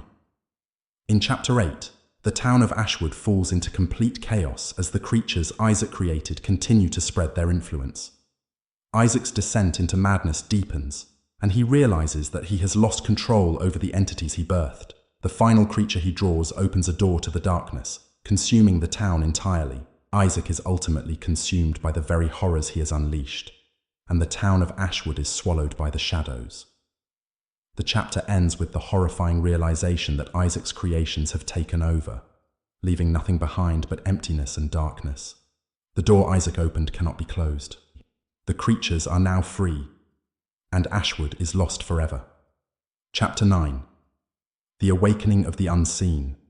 The once thriving town of Ashwood now felt like a place forsaken by time itself. The familiar sights that had once offered comfort had dissolved into a landscape of desolation. The sun, if it could even be called that anymore, was only a faint smear of light behind a layer of thick, swirling clouds. The air was heavy, soaked with an unnatural chill that clung to the skin, making the simplest actions feel like a struggle against something unseen and malevolent. Isaac Halloway's name had become a dark legend, a whisper in the wind, a curse that seemed to be carried on the breath of every passing soul. Those who remained spoke of him only in frightened murmurs, if at all. He had opened the door to a nightmare, and now Ashwood was being consumed by it. The creatures, his creations, had become more than just drawings. They were a plague, a relentless force that could not be reasoned with, only feared. But the worst part was the silence. The fog that rolled through the streets each night was not merely a physical presence. It had become something else, a suffocating force that infected the mind. The town, what was left of it, was silent, save for the occasional whisper or the eerie sound of distant footsteps that always seemed to come from the wrong direction. The creatures no longer needed to hide. They had merged with the fabric of reality itself, and no one was safe. The Gathering of the Shadows. Isaac had not been seen since the final creature, the one he had drawn to consume everything, had risen from the page. No one had heard from him, not even the few who dared venture near his studio. The building had become a silent mausoleum, a prison of the madness Isaac had unleashed upon the town. The creatures had taken over, and Isaac's role as the creator had been replaced by something far darker. The fog that had begun to seep into Ashwood had intensified, spreading outward, curling through the streets like a living thing. It had taken on a mind of its own, thick and oppressive, a veil of terror that cut the town off from the rest of the world. And beneath that veil, something else had begun to stir, something that could not be explained. The creatures had become bolder. Some of the last remaining townspeople, those who had not yet fallen victim to the horrors that had claimed the others, had gathered in the town hall, hoping to come up with a plan, any plan, that would save them. But the atmosphere in the room was thick with fear. No one spoke. No one dared to meet the eyes of the others, as if they feared what they might see. Everyone knew that something had gone terribly wrong, but no one knew what to do. It was then that the first screams tore through the silence. They came from the east, near the church. The screams were guttural, filled with agony and terror, echoing through the fog-choked streets. The few remaining souls who had the courage to venture out were paralyzed with dread. No one moved. No one spoke. The screams continued, growing louder until they seemed to come from everywhere, filling every corner of Ashwood. And then, as quickly as it had started, the screaming stopped. The town was eerily quiet once more, but the air had changed. It was as if something had shifted, as if the creatures, whatever they were closer now, more present than they had ever been. And then, as the final remnants of hope began to erode from the hearts of the townsfolk, they heard it, a whisper, a soft, sinister murmur that rose from the floorboards and the walls, as if the town itself were speaking. It was Isaac's voice, but it was distorted, twisted, as if coming from the depths of something far worse than death. The heart of the horror. Inside Isaac's studio, the room had become a place of twisted reverence. The drawings, once scattered across the walls, now seemed to pulse with an unnatural life, their grotesque figures seemingly waiting for something, waiting for him to return.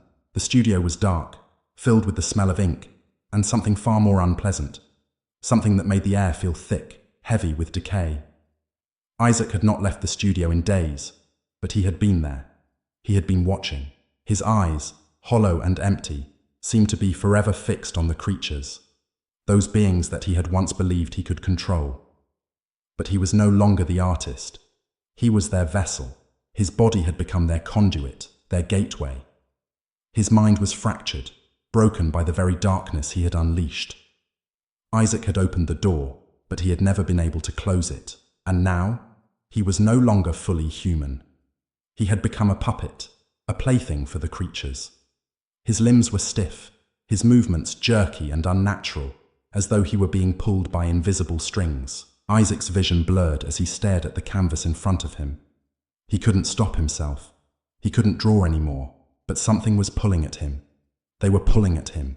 The stick, the black stick, lay beside him, its dark surface gleaming like an obsidian blade. Isaac reached for it, feeling its coldness seep into his skin. The moment his fingers touched it, the room seemed to shift, as if the walls were closing in on him. And then, the whispers grew louder. "You've made us real," the voice said. Isaac's own voice, but distorted, contorted. "Now, we take what's ours." Isaac's head snapped back. His mouth opened in a silent scream, but no sound came. The creature's eyes, those black, hollow pits, seemed to stare straight into his soul. It was inside him now, pushing against his mind, forcing him to draw. Again, the drawing was not his own, it was theirs. The unholy birth. As Isaac struggled to control his hand, he found that he could no longer resist. The drawing began, as if it were not his doing at all. His hand moved of its own accord, shaking violently as the creature took shape on the paper. It was large, more massive than anything Isaac had ever drawn. The thing on the page was an aberration, a beast born of nightmare and ink, its body warped and elongated, its limbs outstretched as though reaching for the world beyond the paper. The room grew darker. The shadows seemed to converge around Isaac, growing denser, more oppressive with each stroke. He could hear the scraping sound of claws against the paper as the creature began to pull itself from the page, just like the others had. But this one was different. This one was stronger. Isaac's vision blurred. His breath came in ragged gasps as the creature's claws stretched into the room, grabbing hold of the edges of the canvas, pulling itself into the world. Isaac's pulse quickened as the air around him thickened, suffocating him, pressing down on him like a weight he couldn't escape. And then, with a final terrifying screech, The creature fully emerged. It stood tall, its black eyes staring straight at Isaac, and in its mouth, its gaping, monstrous mouth, there was nothing but darkness. No teeth, no tongue, just nothingness. Isaac's body trembled uncontrollably as the creature's hand reached out for him, its long fingers curling with a slow, deliberate malice. "You called us," it hissed, its voice a low, distorted growl that rattled Isaac's bones. "And now, you will join us." Isaac tried to run, but his legs wouldn't move. He felt a coldness sweep through him, freezing him in place as the creature's fingers wrapped around his neck. His thoughts scattered, swirling in a vortex of fear and confusion. But deep down, Isaac knew that there was no escape. He had become part of the nightmare. His soul was already lost. The creature lifted him into the air, its eyes boring into him, and for the first time in what felt like an eternity, Isaac understood. He had given them life, but now they had given him death. The town consumed. Meanwhile, in the fog-filled streets of Ashwood, the remaining survivors were slowly being drawn into the web of darkness. The creatures had become more aggressive. They no longer slinked in the shadows. Now they roamed freely, feeding on the remnants of the townsfolk who had yet to succumb. The town was no longer a place of life. It was a hollow shell, a carcass picked clean by the horrors Isaac had unleashed. The whispers in the streets grew louder, more frantic. The survivors, those few who had managed to barricade themselves inside their homes, began to feel it, the pull. They could hear the scratching at the windows, the soft pattering of feet on the roof, the tapping at the door. But when they looked outside, there was nothing but the fog. One by one, they were picked off. First, it was the youngest, a child who had tried to flee, only to be taken by the fog and the creatures. Then it was the elderly, their frail bodies crumpling under the weight of the darkness. No one was spared. The last few people who tried to resist, who tried to fight back, gathered at the church, barricading themselves inside with whatever they could find. But the creatures were already inside. They had been there all along. They had been waiting. The creatures had consumed Ashwood, and now they were ready for the world beyond. Chapter summary. In Chapter 9, Isaac's mind spirals further into madness as the creatures he has drawn take control, emerging from the pages and becoming more powerful. Ashwood becomes a shadow of its former self as the creatures ravage the town, feeding on the last remnants of its population. Isaac is consumed by the very darkness he unleashed, becoming a vessel for the creatures as they prepare to spread their influence beyond the town. The chapter ends with the final horror. Isaac's creations have taken over Ashwood entirely, and now the door Isaac opened is threatening to consume the world. Chapter 9. The Unraveling of Ashwood.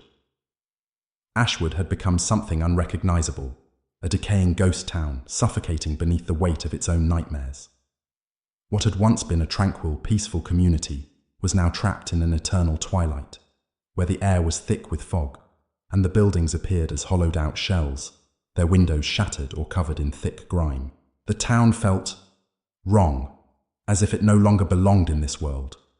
For days the town had been silent, save for the occasional distant scream that would pierce the quiet like a knife, followed by an eerie stillness, as though the town itself were holding its breath. The sky, a sickly hue of grey, cast everything below in an unnatural dimness, as if the heavens themselves had been tainted by the evil that had come to Ashwood. The once lush green fields were overgrown with weeds, twisted vines crawling through the streets like the hands of something alive, choking the life from everything it touched. Isaac's name was whispered in terrified voices, not spoken aloud for fear that it would summon something worse than the shadows already creeping along the streets. He had been the artist who had opened the door. He had been the one who had drawn the creatures, brought them to life. But now, Isaac was no longer the man he once was. No longer the man who had dreamt of art. He had become a vessel for the dark things he had unleashed. Inside Isaac's studio, a twisted sanctuary of chaos and darkness, the once bright walls were now covered in grotesque sketches, drawings that had bled from his mind and into reality. The floor was littered with discarded papers, and the scent of ink mingled with the stench of rot that hung in the air. There was no escaping it. The creatures he had drawn had become more than just figments of his imagination. They were real, and they were alive. The hunger of the drawings. Isaac had not left the studio for days.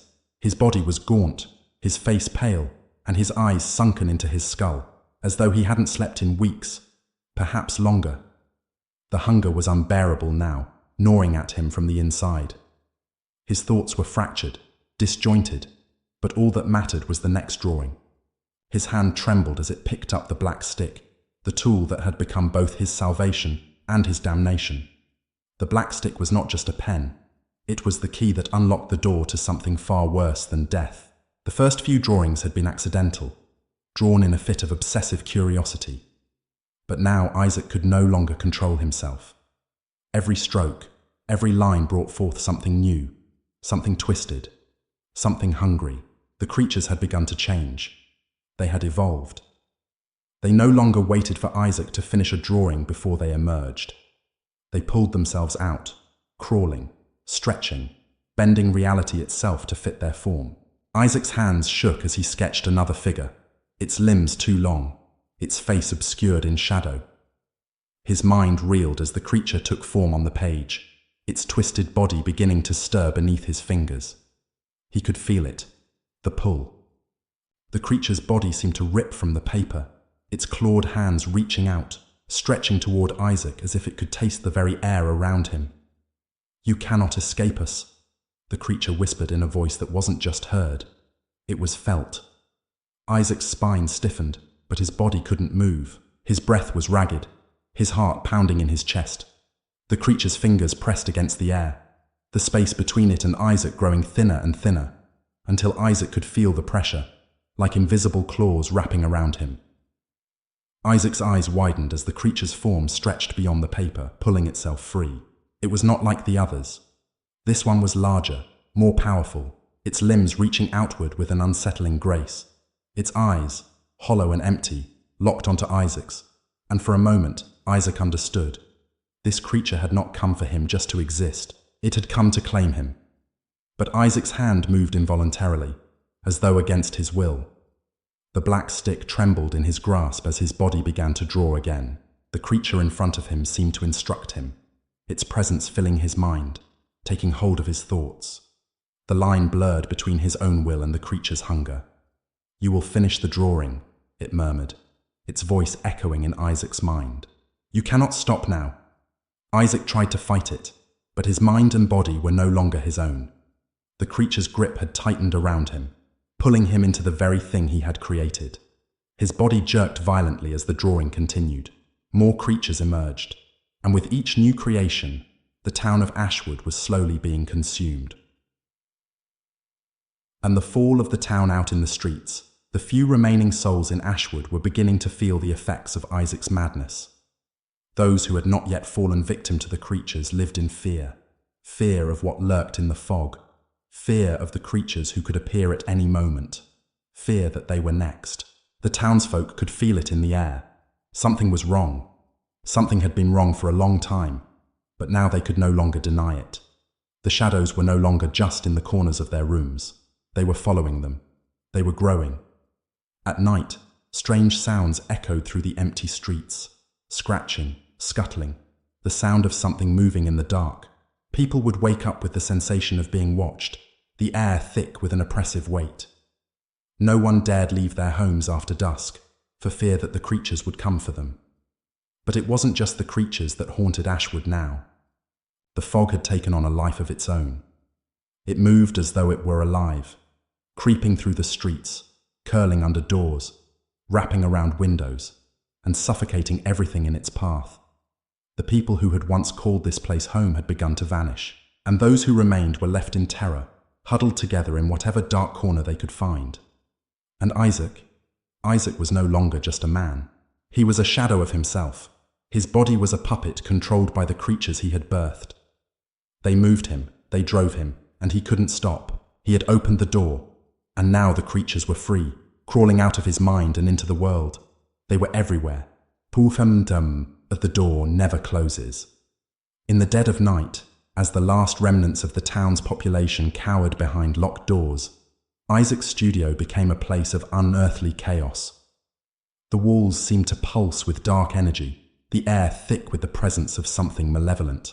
Isaac was lost in his madness, his mind unraveling as he struggled to finish the latest drawing. The creatures had taken control, their presence overwhelming, their hunger insatiable. Isaac had drawn again, and again, and again. The pages of the sketchbook had become portals, windows into another world, one that bled into this one. With every creature he drew, the shadows grew. The town began to change, warped by the creature's influence. The very fabric of reality began to twist. The air became heavier, colder, and the whispers of the creatures filled Isaac's mind like a drumbeat. He could see them now, all of them. They were standing outside the studio, gathered in a circle around the building. Their hollow eyes stared through the windows, waiting, watching, hungry. Isaac's breath came in short gasps as he worked, his hands shaking, his mind lost to the madness. The door had been opened, and now there was no way to close it. The creatures would not allow it. Outside, the fog thickened, its tendrils curling up around the walls of the studio, creeping under the door, seeping into the very cracks of the building. Isaac could hear the scratching at the door, the soft taps of claws against wood. The creatures were at the door now. "Come to us," a voice whispered from the shadows. Isaac turned, his heart racing. He saw the creatures, his creations, standing in the doorway, their figures twisting, bending, their eyes hollow and black, their mouths wide in grinning anticipation. Isaac staggered back, unable to stop. His body refused to listen. The creatures were in control now. And Isaac was no more. The last witness. At the edge of town, Sarah Carrington, one of the last survivors, had been hiding for days in the remnants of a collapsed building. She had witnessed the horrors of Ashwood firsthand. She had seen Isaac change. She had seen the creatures that once lurked in his drawings, now walking the streets, dragging people into the fog, devouring them, leaving nothing behind but the hollow shells of what they had once been. Sarah had tried to leave, tried to escape the town, but the fog had been too thick.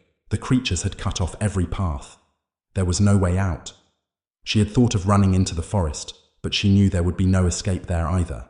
The creatures were everywhere. One evening, as she sat huddled in the dark corner of her refuge, she heard the sound.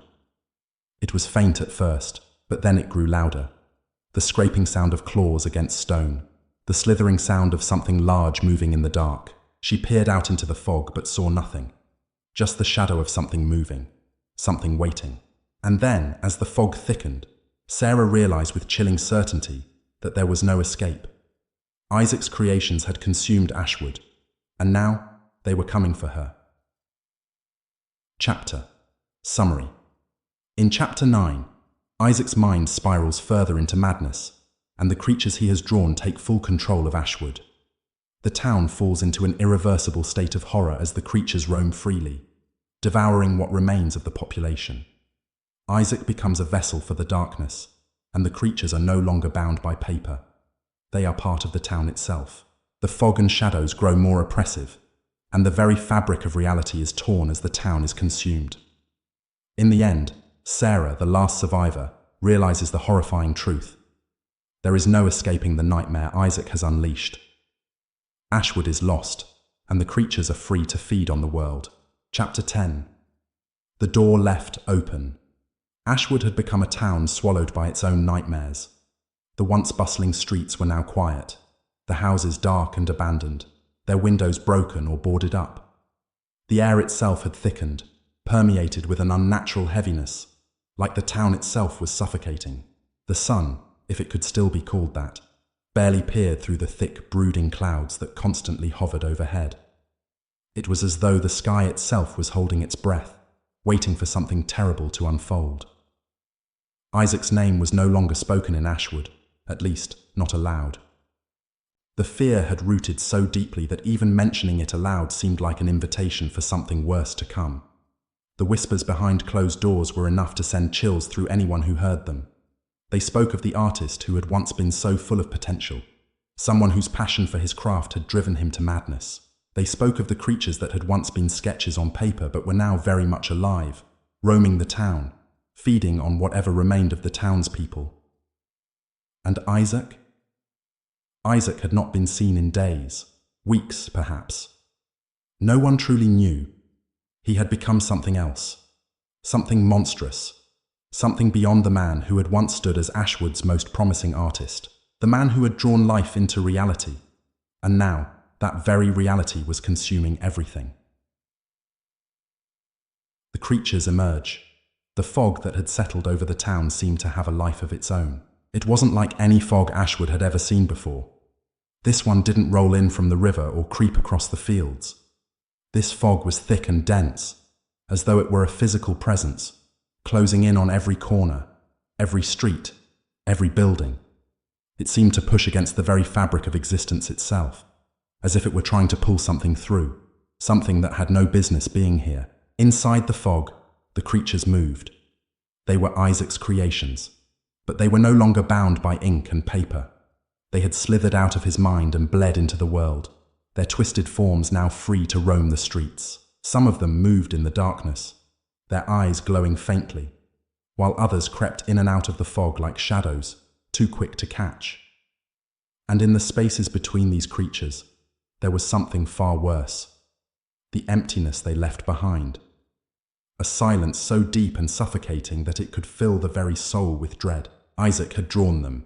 He had given them life, and now they were feeding on everything around them. By the descent into madness, Isaac's mind had become something unrecognizable. It was no longer filled with creative fervor or the desire to create. The sketches on the walls had grown into more than just drawings. They were portals, windows into a realm that no one should have ever gazed into. Every night Isaac worked feverishly, his hand moving almost automatically, the black stick held tight in his hand. It wasn't even his decision anymore. He didn't have a choice. He was compelled to continue. Each stroke of the pen fed the creatures, gave them more power, more strength. The more he created, the more they grew, the more they wanted. His body had withered. He had stopped eating, stopped sleeping. The only thing that kept him going, kept him from fading completely into the abyss, was the drive to create. But with every drawing, every stroke of the pen, Isaac felt the pull of the creatures grow stronger. They were everywhere now. They haunted his thoughts, his dreams. He could feel them in the walls, in the air around him. They were alive, and they wanted him. The black stick, the instrument that had once been his tool, now felt like an anchor. It kept him bound to this nightmare. The more he used it, the deeper he fell into the void. The studio had become a prison, the walls closing in on him with each passing day. And yet, he couldn't stop. His fingers trembled as he added the final touches to a new creature. This one was different from the others. This one was larger. Its limbs stretched impossibly long, its eyes empty, its mouth a gaping maw that seemed to swallow the light around it. As Isaac drew the last line, the creature stirred. It wasn't like the others. This one was no longer a drawing. It was alive, and it was hungry. Isaac stepped back, his heart pounding in his chest as the creature began to twist, pulling itself free from the paper. It was more powerful than the others, more real. The air in the studio grew thick, suffocating, and the creature's eyes locked onto Isaac's. It was no longer just a creation. It was a being, a force, and it was staring directly into his soul. Of the hunger spreads. In the streets of Ashwood, the fog had reached its apex. It was everywhere now, swallowing the town whole. No one dared venture out after dark. No one could escape the creeping dread that seemed to infest every inch of the town. The creatures were no longer just shadows in the fog. They were tangible, real, their monstrous forms moving through the mist, feeding on whatever remained.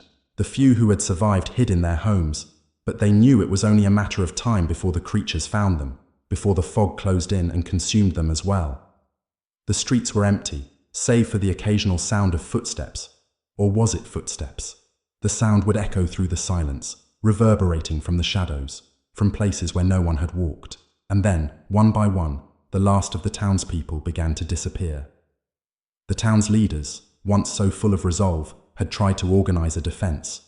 They had attempted to fight back against the creatures, but they were outmatched. The creatures were too powerful, too numerous. There was no strategy that could defeat them. Every attempt to fight only seemed to feed them, to make them stronger. No one was safe. No one could escape. The studio's pullback in Isaac's studio, the walls felt like they were closing in on him. The fog had seeped inside, curling around the windows, crawling along the floor. Isaac could feel it, the weight of the darkness that had settled over the town. He had opened the door, and now there was no way to close it. The creatures were everywhere. They were feeding on the town, and soon they would feed on the world. Isaac's breath was ragged as he reached for the black stick again. His fingers were numb, his mind hazy. But the creatures were calling to him. He could feel their presence, their hunger, like a physical thing. They were waiting for him to finish. They were waiting for him to complete the final drawing, the one that would open the door fully. Isaac hesitated, his mind swimming in confusion. But then he felt it. The pull. The creature's hunger was overwhelming, and he had no choice. He had to finish. He began to draw. This was it. The final stroke, the final creature. Isaac's hand moved across the paper, almost mechanically. The creature took form, larger than all the others, its body shifting and bending as it emerged from the paper. Its eyes were empty, but they seemed to bore into Isaac's soul, pulling him in. The creature's mouth opened wide, its teeth jagged and sharp, its limbs long and impossibly thin. Isaac's mind reeled as he finished the final line. The creature's form rippled, and suddenly it was no longer just a drawing. It was alive. It was here. And it wasn't just the creature. It was the culmination of everything Isaac had drawn, everything he had created. The darkness was here, in the flesh, and it was coming for him. But the final convergence. The fog outside thickened, swirling around Isaac's studio like an insidious force. The air grew colder, heavier, suffocating. The creatures outside could feel the door closing in around them. They could feel the final stroke being drawn, the last barrier being lifted. And as Isaac stared at the creature before him, he realized the truth. This was it. The final moment. The creature stepped forward, its claws clicking against the floor, its eyes burning with an insatiable hunger. Isaac's body was frozen, his mind overwhelmed by the dark presence that surrounded him. He could feel the creatures closing in, their forms looming over him, their hollow eyes boring into his soul. They were everywhere now, everywhere. "Join us," the creature whispered, its voice a low, guttural growl that seemed to come from everywhere at once. "You are one of us now." Isaac tried to scream, but no sound came from his lips. He couldn't move. His body was numb, as though it had been consumed by the very darkness he had created. And then, as the creature's clawed hand reached out for him, Isaac felt the world around him collapse into nothingness. The door had been opened. There was no closing it. The chapter summary. In Chapter 10, Isaac's madness and the creatures he created reach their terrifying climax. The creatures that had once been confined to drawings have become real, and they feed on the town of Ashwood, consuming everyone in their path. Isaac, now completely consumed by his creations, finishes the final drawing, opening the door to a nightmarish reality that cannot be closed. The creatures are no longer bound by paper. They have become part of the town itself, and as the fog envelops everything, Isaac is swallowed whole by the darkness. The town of Ashwood is lost, and Isaac's creations are free, their hunger insatiable. The door is open, and there is no turning back.